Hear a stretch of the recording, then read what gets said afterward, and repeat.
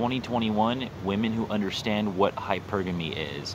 So, selling this tie-dye in San Diego for this nonprofit, I started the year, working like I usually do, but in the last couple days of this year, I've ran into a couple women who actually know what hypergamy is and concepts of the red pill, MGTOW, and not just know it in terms of like heard of it, but like really know it in detail. So just coincidentally, just to start this year, I've ran into a couple women just working this job, and just coming up with the topics through whatever we're talking about. Like one time a couple days ago, we were just talking about the way society's going with how we're socially programmed, men and women, to like be a certain way. And through that, one of the women mentioned hypergamy, and I was like, wow, a woman who knows the term hypergamy. And so like I continued the conversation about it and wanted to see what she knew. And it wasn't just, oh, like I've heard of it, or like, oh, like I go for like the most money or the most, the looks. It wasn't like a basic sense. She actually like knew like very detailed concepts of hypergamy, about like looking for the best option, jawline theory, genetics, bone structures. Like she really knew it at like a really bright level. And this girl was 26 that I talked to. She was my age, and and it's just interesting. In the last couple of days, I've just met a couple women who where it just came up where they just knew what hypergamy is, and they've heard of YouTube channels that go over red pill concepts. And so just going into this year and where we're at in time, it's super interesting that not only is red pill more more out there than it was previously, but now it's more out there even with women. Even with women just like acknowledging hypergamy and like female nature and just the way that things are. So it's just super interesting to meet women who are aware of that stuff, because it helps both genders, men and women, when there's just a more red pill awareness of what's going on, so that neither party gets screwed over in the end. And so some channels that go over these topics of red pill or MGTOW or hypergamy, people will comment like, oh, well, this guy is sexist, or he hates women, or had one bad experience with one woman, or like painting a broad brush on just one perspective or one experience. But you're seeing a lot more with people understanding the concepts and people kind of waking up to it, where it helps both parties when we're just aware. Like red pill and hypergamy, and an awareness of what hypergamy is not like a pro-man or like an anti-woman thing. It's just like a recognition of how the sexes interplay with each other. So it's interesting to see women who are aware of that, who are aware of the ability to monkey branch, the ability to look for her best option, whether that's money or looks or genetics, height, bone structure, personality, just any circumstance, anything that's considered the positive thing, or like the winner versus the loser. So like the woman's ability to monkey branch to her best option and to always seek out the best option. It's a little bit different with guys. Some people respond to videos like this, whether it's hypergamy or red pill, and they say, well, guys do the same thing. Guys are hypergamous. And it's a little different though, because guys are not so much hypergamous, because guys, the way that our anatomy is set up versus women is that we have the ability to spread seed more across more women than women have the ability to bear multiple children. So like a guy, he can get around way faster and procreate at a way faster rate. Like he could have sex with a bunch of women in 1 week and get them all pregnant, whereas a woman can have sex with the same amount of dudes in that week, but she's only getting pregnant once. So the mental and psychological aspects of that are completely different when it comes to promiscuity and just seeking out people of the opposite sex. Men have more of a tendency to just on a nature level, like if they can spread their seed to the next generation, then they're just going to do that. So they're not going to be as hypergamous with like a woman's like looks and her money and her status and like all of that. The guy is just kind of like, oh wow, like she's alive and she's moving. Then yeah, I mean, for the most part, like yeah, like every guy is different. They're gonna have like standards, but like for the most part, just like anatomically, just how we're set up and just biologically, it's just like the guy can spread over multiple, where the woman bears one. So it's just different with how that plays out. What's up, bro? So it's just different with how that plays out. And so meeting women that are aware of this concept of hypergamy, it's rare. But I've met a few of these women just at the start of this year, just coincidentally, all in the span of a short time, who've mentioned hypergamy. Not even me bringing it up, but just through conversations, me selling the tie-dye here at the beach in San Diego, and the conversation comes up for whatever reason, whatever we're talking about, whether it's politics or the current state of society or world affairs. And it's interesting that women are aware of these concepts. And it's not like, it's way past the point now. It's not like, okay, the guy's the stud for sleeping with a bunch of girls and the girl is the slut for sleeping with a bunch of guys.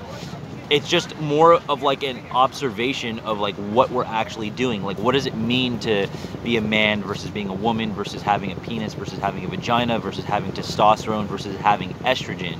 So it's very cool to meet women that are just like aware of hypergamous nature. Like, yeah, I'm seeking out the best. I'm seeking out guys who I'm physically attracted to, that have the height, that have the money, that have the circumstance, that have the chemistry, that just anything. Just as opposed to these blue pill concepts of, oh, well, you're gonna find the one, and you as a man need to tie down and marry her, because that's just like your obligation, and that's just like what you should be doing.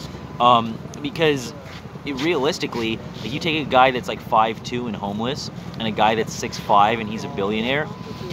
The 6'5" billionaire is gonna have more access to multiple women than the homeless guy, right? There's not like one man for every one woman per se.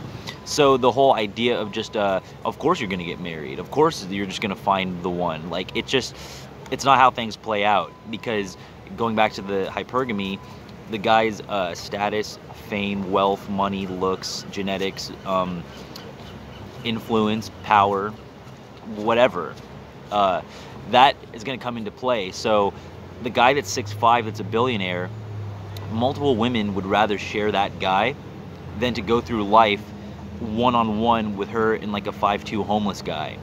And it's just the way it is. Like, two women wouldn't mind sharing the 6'5" billionaire, right? They're not gonna avoid that to go through life with like a lesser option, right? So it's these are very important concepts to know, so that you just don't go through the world blindly. Especially my age, being 26, you see these guys in their 20s, they're always getting so depressed, and like, why did she talk to this other guy? Why did she have sex with him? Why doesn't she talk to me anymore? She's not returning my calls. She broke up with me, whatever the case is. And it's like, dude, if you had a better understanding of hypergamy, you go into your 20s, you're at the bottom of the barrel in society. You got to work your way up. Like, there's other guys, other competition, other opportunities for a girl. When she's in her late teens and early 20s, you know, that's like that prime fertility phase. She's got the world open to her in terms of options. So like, you're not just gonna be like the only dude. So like, stop getting annoyed at like being overlooked or being dumped or rejected or whatever. It's just the way it is, right? There's always the bigger, better deal. Spend your 20s working on yourself. Put yourself up the ladder, regardless of what you do with women after that, or how you live your life or conduct yourself, but focus on you.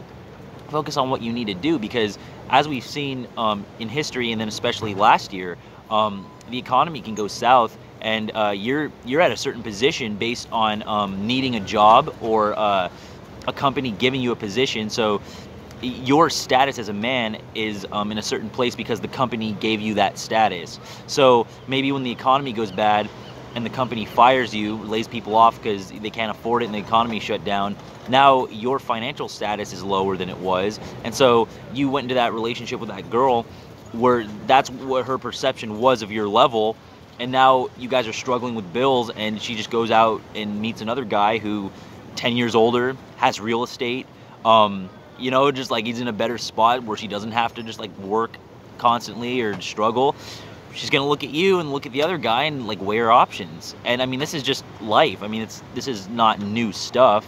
I mean, this is human history, going back forever. But now that it's 2021, and there's more like labels for these things, and there's more open discussion, and there's less judgment, we can actually look at it. And I can look at it now in my 20s, and instead of being a 26-year-old guy that's just pressured into, oh, just go get married or go find a girl, I don't need to prove anything to anybody, right? I can observe reality, and I can just build myself up through my 20s. I've got the time on my side as a guy, because your value is going to increase when you're taking care of your physicality, when you're learning more about the world, becoming smarter, becoming more educated, becoming more aware, wiser, you building up your finances, understanding what turns a woman on. I mean, if you're doing life correctly, you're gonna have a better understanding of what turns a girl on at like 30 than you did at 18. Like, that's just how it would go. Like, you should have learned something in 12 years.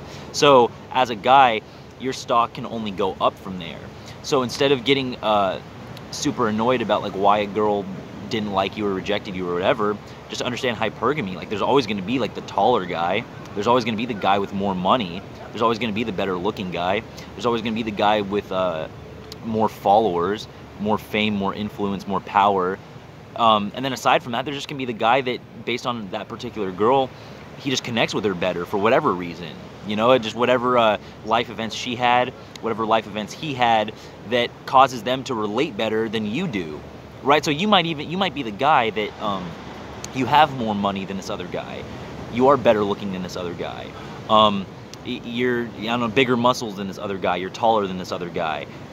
Go down like the checklist between you and another guy, and if you have in your mind every box checked as the winner or whatever, based on who she is and based on who that other guy is, they might have had certain life experiences and trauma and just past stuff going on that they just have a connection on things that you just don't, because you didn't like have those experiences. So say like you think that you check all these boxes because you're the winner, right? You have more money, you have more, you're taller, better looking, bigger muscles, whatever. Like you just like win in every category, and so this other guy you think loses in every category. But what if this other guy, what if he grew up in poverty, very hard upbringing? What if that other girl also grew up in poverty, very hard upbringing? So they relate on just like certain life circumstances that you don't relate to. So yeah, you have, like, in a basic sense, you have other boxes checked. So, you know, you might get with her at one point in time and have your thing, but then she could still, even though you're the winner in your mind, she could still go off of you and onto that guy, because they just have a connection on things that you're just not present to see, right? It's not in your place to just always like be the winner over the other guy, or like get the girl over the other guy. Like, it's not always your place to be the one who comes out on top. So regardless of what you think you have or don't have, so the sooner that you can get out of that like comparative mindset, well, how come she likes that guy, how come she's with him, the sooner you get out of that, the better your life is going to be. Focus on yourself, put yourself up the ladder, compare yourself to who you were yesterday, and always improve, and you're going to tap into that female hypergamy so that you can use that to your advantage and increase your stock as a man.